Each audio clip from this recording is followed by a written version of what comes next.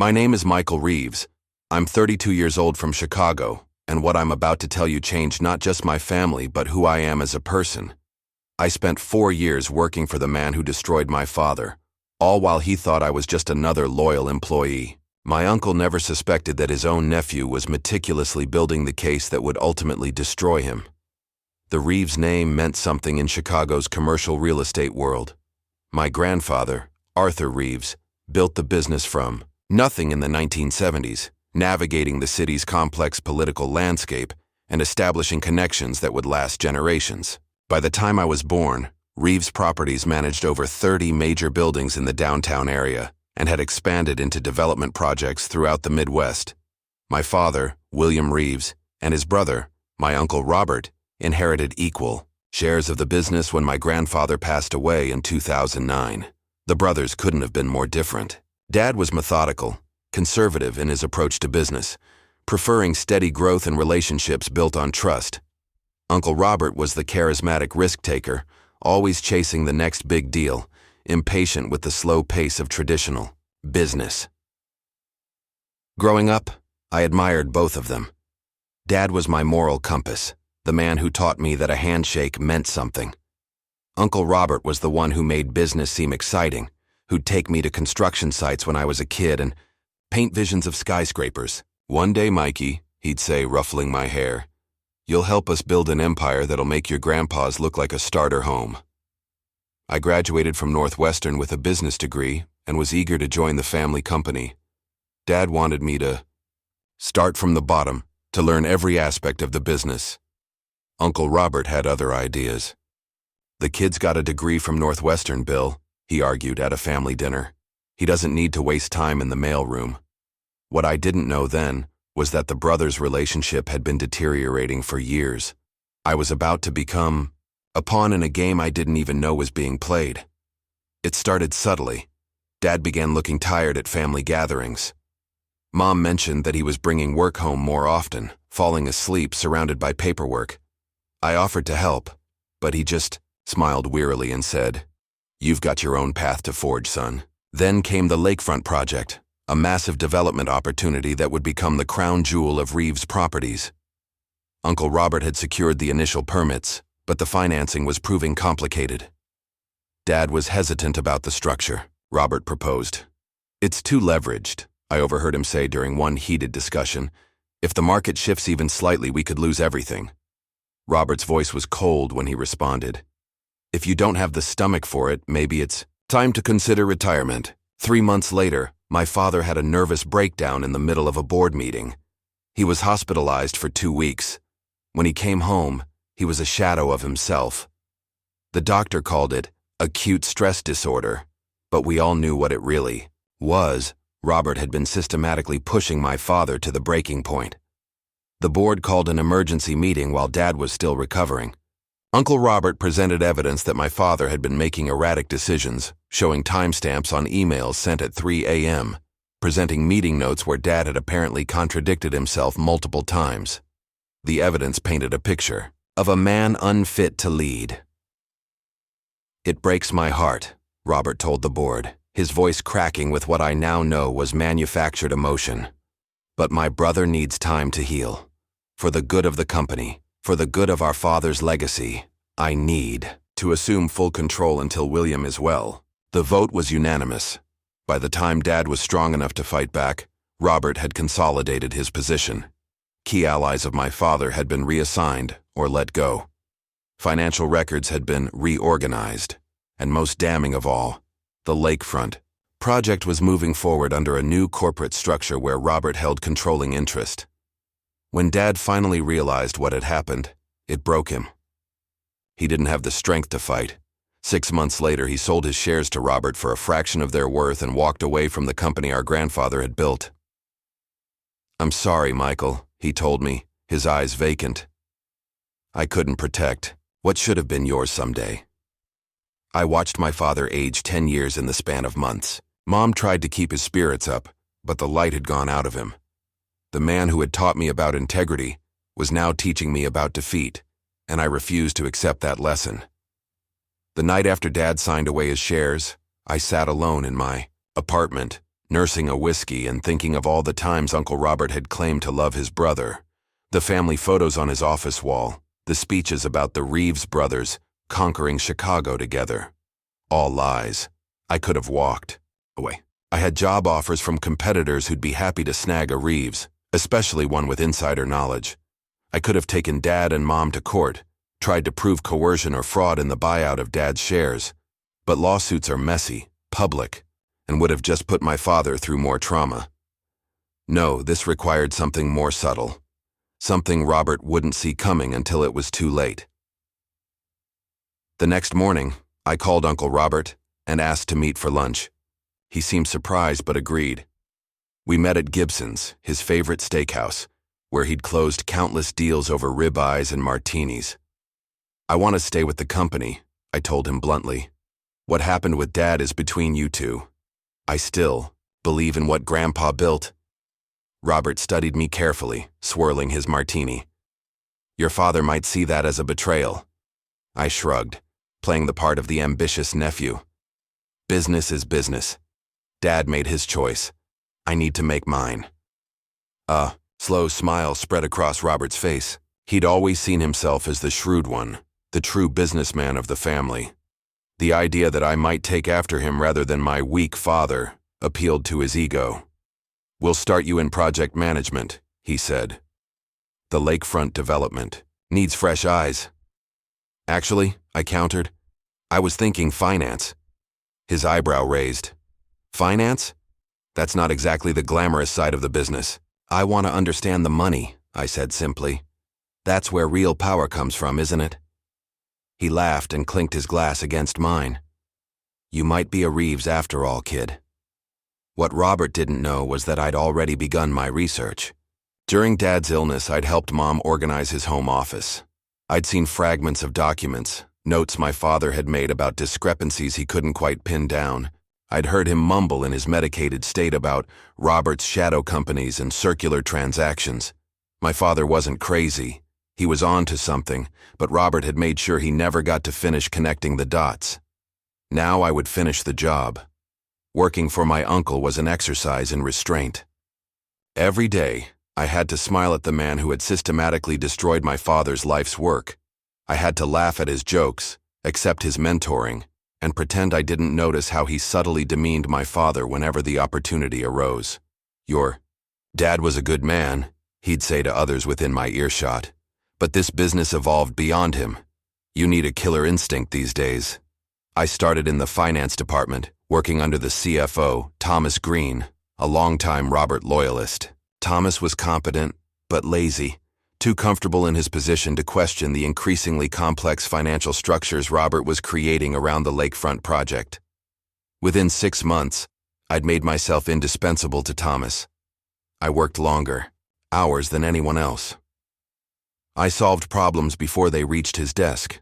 I volunteered for the tedious tasks nobody wanted, especially reviewing old transaction records and reorganizing the archival system. Kid's a machine, I overheard Thomas tell Robert. Makes me look bad with how much he gets done. Robert clapped me on the shoulder the next day. You're exceeding expectations, Michael. Keep this up, and you'll be on the fast track. Just trying to live up to the Reeves name, I replied with a smile that never reached my eyes.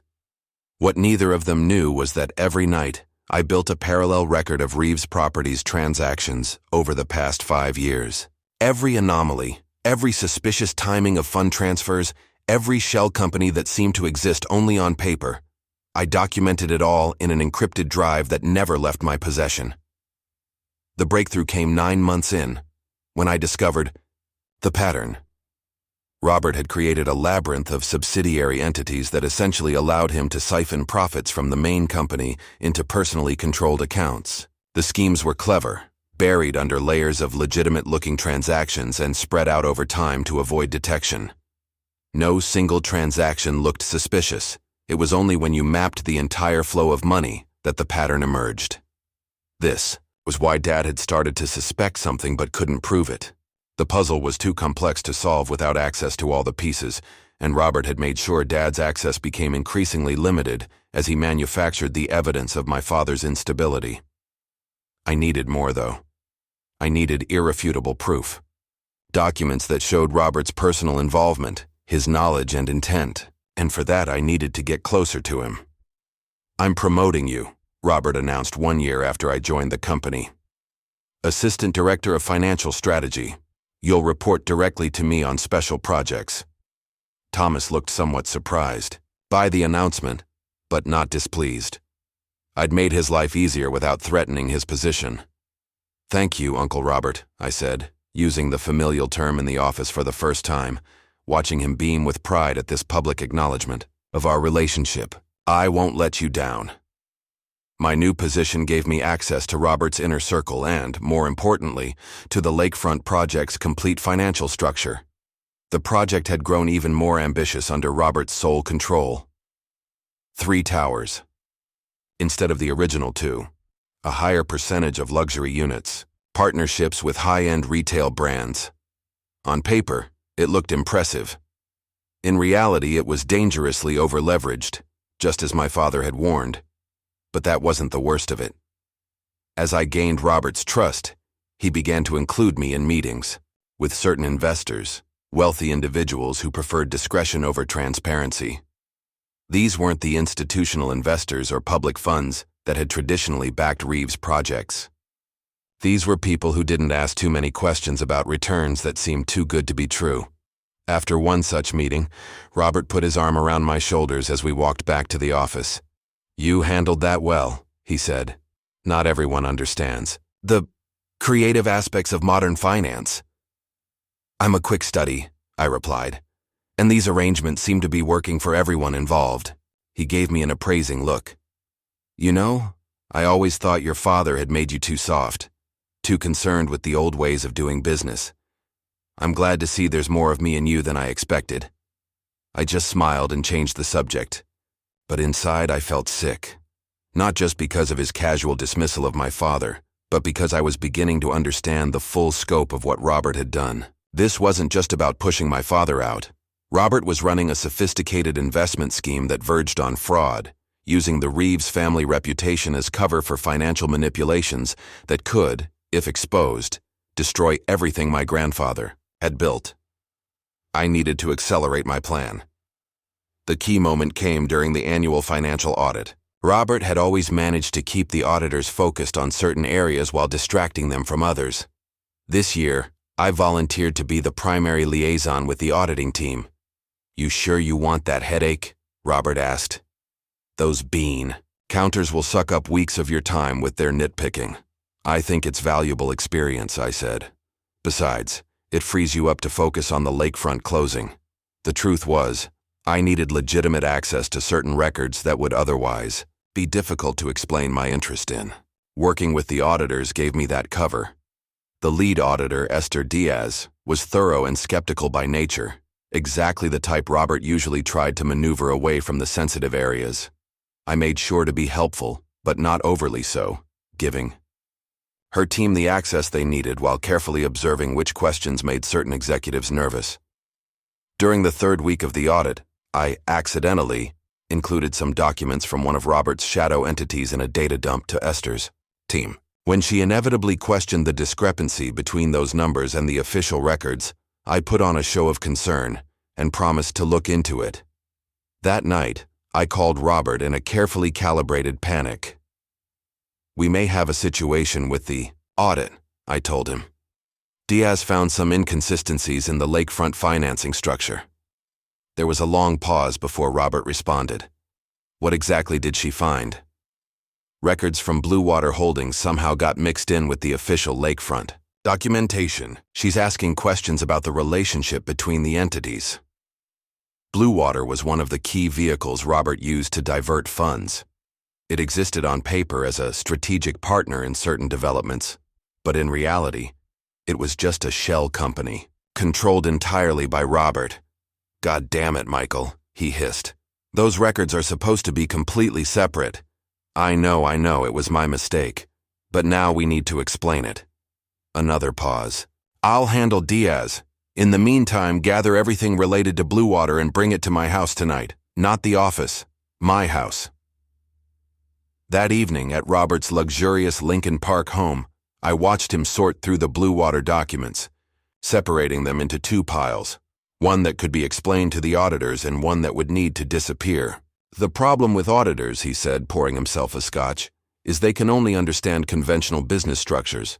The real world requires flexibility. I'm learning that, I replied, accepting the drink he offered. So what's our story for Diaz? Robert spent the next hour outlining an elaborate explanation of how Blue Water was a legitimate investment partner that happened to share some administrative functions with Reeves Properties for efficiency. He created a backdated paper trail on his laptop, occasionally asking me for input, making me complicit in the deception.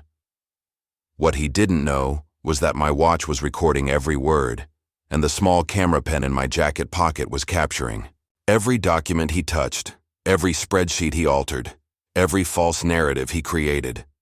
By the time I left Robert's house at 1 a.m., I had the smoking gun I needed.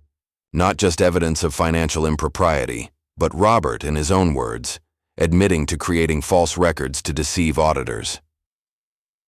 One last piece remained, finding out exactly what had happened with my father. The opportunity came 2 months later, at the annual company retreat in Michigan. Every year, Reeves executives spent a weekend at a luxury lodge for team building and strategic planning. This was the first year my father wouldn't be present. The first evening after the formal dinner, the executives gathered in the lodge's main room for drinks. As the night wore on and the alcohol flowed freely, I made sure to keep Robert's glass full while barely touching my own. Around midnight, when only the diehards remained, Thomas Green made a comment about missing the old days when both Reeves brothers would end the night with a competitive game of chess. Robert, now well into his cups, scoffed. Bill could never beat me at chess or business. He never had the killer instinct. He was a good man, though, said Thomas, perhaps feeling a twinge of guilt. What happened with him was unfortunate. Unfortunate, Robert laughed harshly. It was necessary. Bill was going to ruin everything with his moral hang-ups about the lakefront financing. The room grew uncomfortably quiet. Even in their inebriated state, the executives sensed dangerous territory. I kept my voice casual. What exactly did he find, Uncle Robert? About the financing? Robert waved his hand dismissively. He started noticing the capital flows through the subsidiary entities, asking too many questions about Blue Water and the others, as if he'd never heard of creative accounting. He took another long drink. I couldn't let him block the lakefront. Deal. It's going to double the company's value once it's complete. So you pushed him out, I said, still keeping my tone conversational even as my heart pounded. I gave him a chance to play along. Robert's eyes narrowed. He chose his precious integrity over family legacy, over your future, Michael. By making him look unstable, those late-night emails, the contradictory meeting notes, that was all you, wasn't it? A slow, satisfied smile spread across Robert's face. Amazing what you can do with access to someone's login credentials. Your father never did change his passwords regularly. He leaned forward, suddenly seeming more sober. But you understand, don't you, Michael? You've seen how the business really works now. The old ways, your father's ways, they don't cut it anymore. I matched his lean, bringing our faces close across the table. What I understand, Uncle Robert, is that you betrayed your brother, stole his birthright, and nearly drove him to suicide, all for profit. The room had emptied now, the other executives sensing the building storm and making discreet exits. Robert's face hardened. Be very careful, Michael. Remember whose company you're in, whose name is on the CEO door. Oh, I know exactly whose company this is, I replied, my voice finally revealing my contempt. It's Arthur Reeves's company, my grandfather's. And he would be disgusted by what you've done to it. Robert stood abruptly, towering over me. You ungrateful little shit. I've been grooming you, teaching you how the real world works. No, I cut him off, standing to meet his gaze. You've been showing me who you really are, and I've been taking notes. The board meeting was called for 9 a.m. Monday morning. Urgent financial matters was all the notification said. Robert seemed unconcerned as he took his seat at the head of the table. He even winked at me as the other board members filed in. The last to enter was my father. Robert's smile faltered. "Bill, what are you doing here?" My father looked better than he had in months. There was color in his face and a steadiness in his gaze that had been missing since his breakdown. "I was invited, Robert, by the board." Robert's eyes darted to the other board members, then back to me. "What is this?" I stood and moved to the front of the room. "This is an intervention, Uncle Robert." For the next hour, I presented my evidence. The shadow companies, the diverted funds, the falsified documents, the recorded conversations. With each revelation, Robert's face grew paler. "This is absurd," he finally sputtered. "These are standard business practices. Complex, yes, but legal." "Defrauding investors is not legal," I replied calmly. "Neither is falsifying company records or impersonating an officer of the company to manufacture evidence of mental instability." I played the recording from the retreat, Robert's own slurred voice admitting to accessing my father's accounts to send erratic emails. "You recorded me?" Robert's voice was a mixture of disbelief and rage. "Your own uncle? You destroyed your own brother," I replied. "My father. What makes you think you deserved my loyalty?" The board sat in stunned silence. These were business people, not saints. They understood aggressive tactics and creative accounting. But what Robert had done went beyond the pale. It wasn't just unethical. Much of it was plainly illegal. The chairman finally broke the silence. "Robert, in light of these revelations, I think it would be best if you stepped down voluntarily while we conduct a full investigation." Robert's laugh was bitter. "You think I'm just going to walk away from my company? I'll fight this every step of the way, and good luck proving any of this would stand up in court." "That's your choice," I said, sliding a folder across the table to him. "But you should know that the SEC and the U.S. Attorney's Office already have copies of everything I just showed you." The color drained from Robert's face. "You have until the end of business today to resign," continued the chairman. "After that, the board will vote to remove you and issue a public statement regarding the reasons." Robert looked around the table, searching for allies, finding none. His gaze finally landed on my father. "Bill," he said, his voice suddenly soft, almost pleading. "We're brothers." My father met his gaze steadily. "Yes, we are. That's what makes this so unforgivable." Robert resigned that afternoon. The official statement cited personal reasons and health concerns. The board appointed an interim CEO while a proper search could be conducted. They also voted to reinstate my father as chairman emeritus, a position created specifically to bring him back into the fold without the stress of day-to-day operations. The authorities moved more slowly than the board, but they moved. The SEC investigation led to charges against Robert and several of his closest associates. Most of the diverted funds were recovered, though Robert's legal fees quickly depleted his personal fortune. My father and I walked out of the Reeves building together. After the board meeting, for the first time in over a year, he stood tall, the weight of perceived failure lifted from his shoulders. "I underestimated you, son," he said, as we paused at the plaza fountain in front of the building my grandfather had built. "I never thought you'd go to these lengths.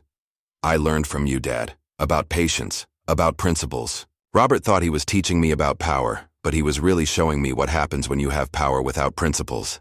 Dad nodded slowly. "What will you do now? The board offered you a senior position." I shook my head. "I think I need some distance from Reeves' properties for a while. There's too much of Robert's influence still embedded in the culture. It needs to be cleaned out before I can consider coming back." "And if they offer you his job?" Dad asked, a hint of a smile playing at his lips. "I'd tell them I'm not ready, that the company needs experienced ethical leadership to recover from this scandal." I turned to face him directly. "Someone like you, Dad. If you're up for it." He looked surprised. "Me? After everything that happened?" "Because of everything that happened. You were right about the lakefront project, about Robert's financing schemes.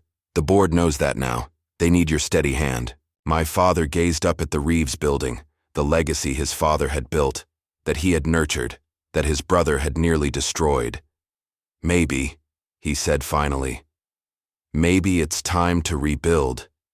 It's been 2 years since that day.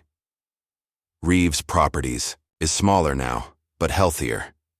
My father streamlined the company, sold off the lakefront project to settle with the investors Robert had misled, and refocused on the core commercial real estate business that had been our foundation for generations. Robert avoided prison by cooperating with authorities, but he's barred from serving as an officer in any publicly traded company. Last I heard, he was living in Florida, trying to rebuild his life with what little remained of his fortune. As for me, I did eventually return to Reeves Properties as chief operating officer under my father's renewed leadership. The experience changed me. I went in seeking revenge, but I found something more valuable: purpose. Not just to right a wrong, but to protect what was built by good people before me. Sometimes I think about the 4 years I spent working for Robert, pretending to admire him while gathering evidence against him. I wonder if I became too much, like him in the process, patient, calculating, willing to play the long game. The difference, I tell myself, is that I did it for justice, not greed. But I know the line between justice and vengeance can be thin. I know how easily righteousness can become self-righteousness, how the ends can be used to justify increasingly questionable means. That's the real lesson here. When you set out to bring someone to justice, you have to be careful not to become the very thing you're fighting against. I almost lost myself in those 4 years of deception. What saved me was remembering why I started, not just to punish Robert, but to restore my father's honor and preserve my grandfather's legacy. Revenge is a powerful motivator, but a dangerous master. Justice, family, legacy, these are worth fighting for, worth playing the long game for. But never forget what you're fighting for, or you might not recognize yourself when the battle is won.